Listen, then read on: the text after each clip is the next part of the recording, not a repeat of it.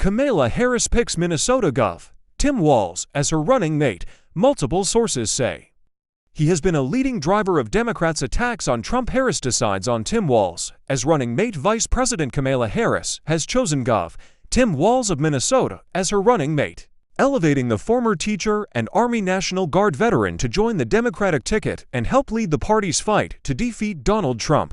The selection, which Harris personally delivered to Walz via a video call, according to a source familiar with the matter, caps the Midwestern Democrats' short but swift ascent from a relative unknown to a leading driver of the party's attacks against the former president and the MAGA agenda.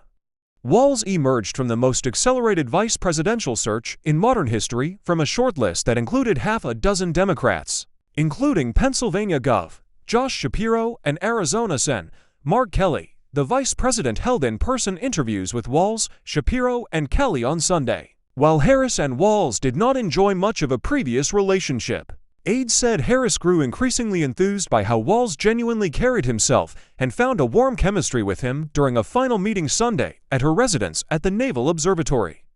Harris was impressed by his authenticity, a person close to the process told CNN. In a remarkable two-week period, Walz ascended from a third-tier candidate to a final contender in the view of Harris and her vetting team.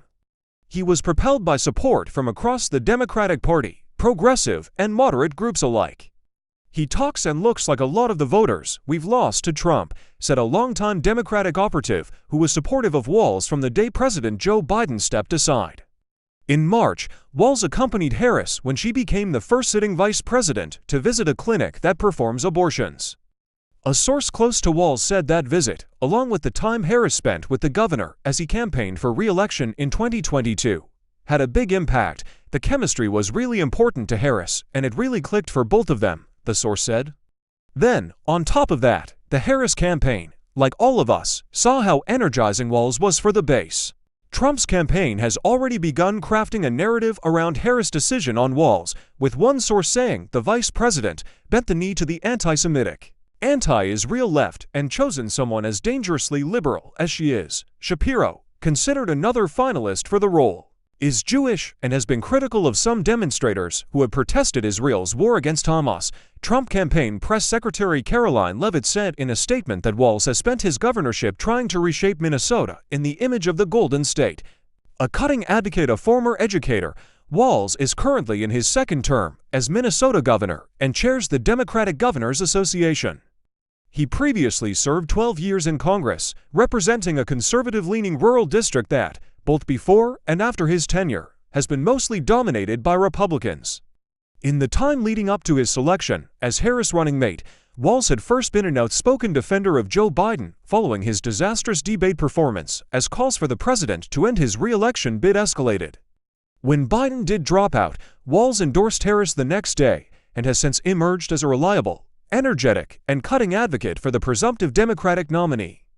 Picking Walz also underscores the Harris campaign's focus on a path to victory that puts a premium on the blue all states of the Midwest. Minnesota is slightly outside that sphere, but Walz, once a high school football coach, has evolved during his time in office into something of a progressive populist folk hero, the exact kind of pugilistic voice that Democrats taking on Trump are keen to highlight. He has over the past week delivered a handful of memorable haymakers against Republicans, though his most notable contribution has been a determination to label the GOP, especially its presidential ticket of Trump and Ohio Sen.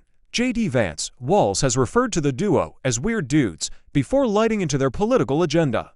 The phrase has stuck, becoming a central meme in the new, post-Biden version of the campaign, a development that is delighting Democrats and apparently frustrating many on the right. During recent remarks at a White Dudes for Harris fundraiser, Walz made a rough and ready case for the vice president before would-be small-dollar donors. How often in 100 days do you get to change the trajectory of the world? How often in 100 days do you get to do something that's going to impact generations to come? Walz asked. And how often in the world do you make that bastard wake up afterwards and know that a black woman kicked his ***, sent him on the road? The line was well received on the call and almost immediately grabbed headlines. For many Democrats, at least, the online virality, with apologies to Biden's dark Brandon meme, was the kind they have pined for over the past few years. Walz also has a personal story befitting that zeitgeist, a family history, as he discussed last month, of infertility troubles with his wife of 3 decades, Gwen, which allows him to speak with some authority against opponents or skeptics of in vitro fertilization, or IVF. My oldest daughter's name is Hope.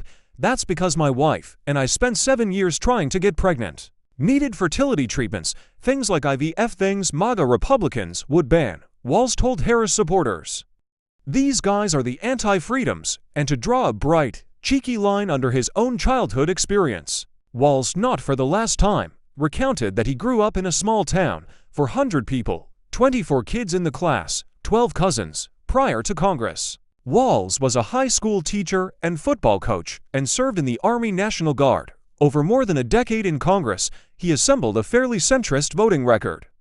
As a first-time campaigner, he opposed a ban on same-sex marriage and supported abortion rights. And once in Congress, he balanced that out with comparatively more conservative positions on gun rights, which resulted in scoring a National Rifle Association endorsement. Walz has since fallen out of favor with the gun lobby over his support for gun safety actions as governor.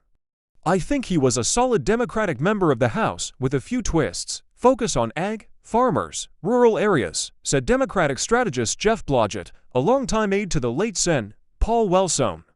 I think that he wanted to protect rifles and things of that nature as a rural congressman.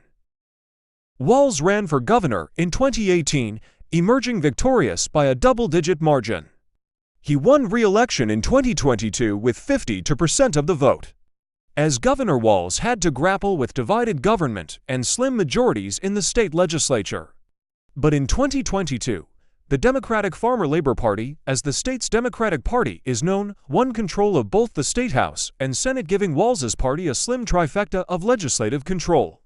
That allowed Walz to sign into law a raft of expansive social welfare programs, such as free lunch for public school students, expansive access to Medicaid, increased protections that allow workers to unionize, and expanded medical and family-paid family leave. Through the trifecta, Minnesota Democrats were also able to codify abortion rights into law, increase transgender rights protections, pass a marijuana legalization bill, and install new gun safety laws. Progressives hailed the work as an example of all that Democrats could achieve. Former President Barack Obama wrote in a tweet praising the most recent legislative session that it was a reminder that elections have consequences. Walz touted the trifecta's work in a combative 2023 State of the State address. "There's nowhere quite like Minnesota right now," he told the audience of lawmakers. "Together, we're not just showing the people of Minnesota what we're capable of in delivering on our promises. We're showing the entire American people just how much promise is contained in that progressive vision held by so many people." As governor, he's embraced the idea that it's really important to invest in people and infrastructure to grow the economy, Blodgett said, and to do it in a way that really helps people in the middle and down below. "To me, it's just a huge focus on economic issues that are kitchen table issues that people care about." The dark horse when speculation began about who Harris would pick as a running mate, Walz started out as the darkest of dark horses. He did get support from a few members of Congress, such as Minnesota Representative Angie Craig and Washington Representative Pramila Jayapal of the Congressional Progressive Caucus, as well as encouragement from labor unions.